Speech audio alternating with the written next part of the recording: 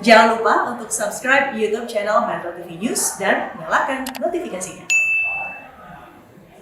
Pemirsa, sebanyak 46 warga negara Indonesia yang hendak berhaji dipulangkan dari Saudi karena menggunakan visa haji negara lain. Puluhan orang yang sudah mengenakan kain ihram itu sempat mendarat di Bandara Internasional King Abdul Aziz sebelum dideportasi oleh pihak imigrasi Arab Saudi. Hal ini disampaikan langsung oleh Dirjen Penyelenggara Haji dan Umroh Hilman Latif di Mekah, Arab Saudi, Sabtu 2 Juli 2022. Hilman menjelaskan ke-46 WNI tersebut diketahui berangkat ke Arab Saudi dengan niat untuk menunaikan ibadah haji. Mereka diberangkatkan oleh pihak travel dengan menggunakan penerbangan reguler. Mereka tidak lolos proses imigrasi setelah diketahui bahwa visa yang dibawa tidak ditemukan dalam sistem imigrasi Arab Saudi. Menurut pengakuan, mereka berangkat dengan menggunakan visa dari Singapura dan Malaysia. Karena tidak sesuai dengan ketentuan yang berlaku, maka pihak imigrasi Arab Saudi pun mendeportasi ke-46 WNI tersebut. Disinggung soal kemungkinan pihak Kemendak akan memproses kasus ini ke jalur pidana, Hilman menyebut pihaknya akan mendiskusikannya kembali kepada ataupun dengan pihak yang berwenang. Sayang sekali ya, ada 46 orang. Ya, 46 orang sudah sampai di sini, sudah menggunakan baju ihram dan datang tidak melalui PIHK. Jadi bukan travel yang biasa memberangkatkan jamaah haji khusus, ya, tetapi ini adalah travel biasa. Kemudian dokumen yang digunakan juga tidak sesuai dengan yang dipersyaratkan oleh Kerajaan Saudi Arabia. Karena itu sempat terdampar di bandara. Ya. Jadi visanya diperoleh dari negara lain, ya, menggunakan kuota negara lain, tapi berangkat dari Indonesia, tidak menggunakan juga travel, dan tentu saja karena tidak menggunakan travel atau PHK yang resmi, maka mereka juga tidak laporan. Apa tindak lanjut dari Kementerian Agama menanggapi peristiwa 46 jemaah calon haji bervisa tidak resmi yang dipulangkan ke tanah air? Ya, kami sudah terhubung dengan Direktur Bina Umroh dan Haji Khusus Nur Arifin dari luar studio. Selamat sore Pak Nur Arifin. Jadi bagaimana ceritanya ada jemaah calon haji asal Indonesia yang berangkat dengan visa tapi bukan visa dari Indonesia Pak, dari Malaysia dan Singapura, benar demikian? Iya, jadi memang betul ada jamaah dari Indonesia yang melakukan perjalanan ke Saudi, namun ketika tiba di Bandara King Abdul Aziz Jeddah, ternyata 46 jamaah tersebut menggunakan visa palsu yang diperoleh dari Singapura. Bagaimana mereka bisa mendapatkan visa dari Malaysia dan Singapura itu? Nah, disinilah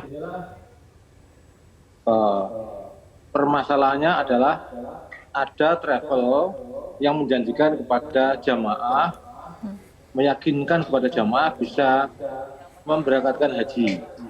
Karena mungkin travel tadi melihat keinginan masyarakat Indonesia yang sangat tinggi untuk bisa berangkat haji dimanfaatkan oleh pihak-pihak tertentu untuk memperoleh keuntungan dan kemudian memberikan janji-janji yang meyakinkan kalau bisa memberangkatkan.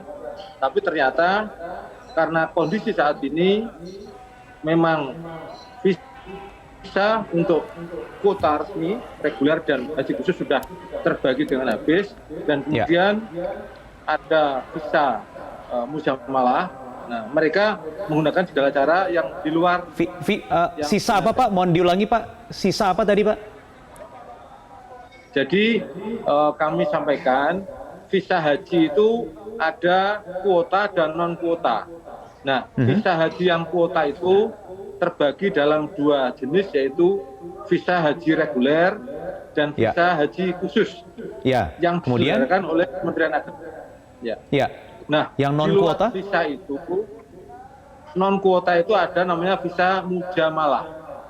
Mujamalah ini tidak diselenggarakan oleh Kementerian Haji dan Umroh Saudi, juga tidak diselenggarakan oleh Kementerian Haji atau Kementerian Agama di Indonesia, tapi ini adalah undangan kehormatan dari Kerajaan Saudi yang diselenggarakan atau prosedurnya melalui Kementerian Luar Negeri.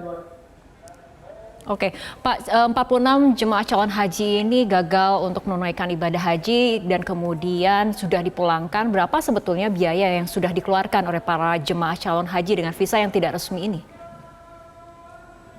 Informasi yang kami terima antara 200 sampai 300 juta. Oke, dari peristiwa ini apakah kemudian Kementerian Agama akan menempuh jalur pidana, Pak? Nah, kami sedang menurunkan tim dan terus mempelajari. Antara lain tim kami turunkan di Bandara King Abdul Aziz Jeddah, kemudian melakukan investigasi. Ternyata memang ada pemberangkatan jamaah diawali dengan pelanggaran, karena menurut Undang-Undang Nomor 8 Tahun 2019 yang berhak memberangkatkan jamaah haji mujamalah adalah PIHK, penyelenggara ibadah haji khusus, dan travel ini ternyata bukan PIHK, artinya tidak memiliki izin. Itu pelanggaran yang pertama dilakukan, dan kemudian pelanggaran berikutnya adalah ternyata menggunakan visa palsu yang diperoleh dari Singapura. Maka begitu sampai Bandara Jeddah, imigrasi Saudi melakukan pengecekan dan kemudian menolaknya. Akhirnya terpaksa jemaah dikembalikan ke Indonesia. Pada saat di Indonesia, apakah hal ini tidak terdeteksi, Pak? Nah, di sini wilayahnya adalah di wilayah imigrasi Indonesia.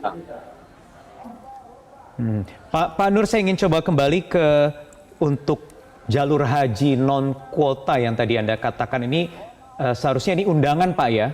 Undangan kemudian lewat Kementerian Luar Negeri, begitu Pak Nur, ya? Iya, iya. Kementerian Luar Negeri Indonesia, begitu ya? Arab Saudi juga Indonesia. Jadi sekali lagi, baik. Ya. Ada berapa banyak jumlah jalur haji non kuota ini, Pak?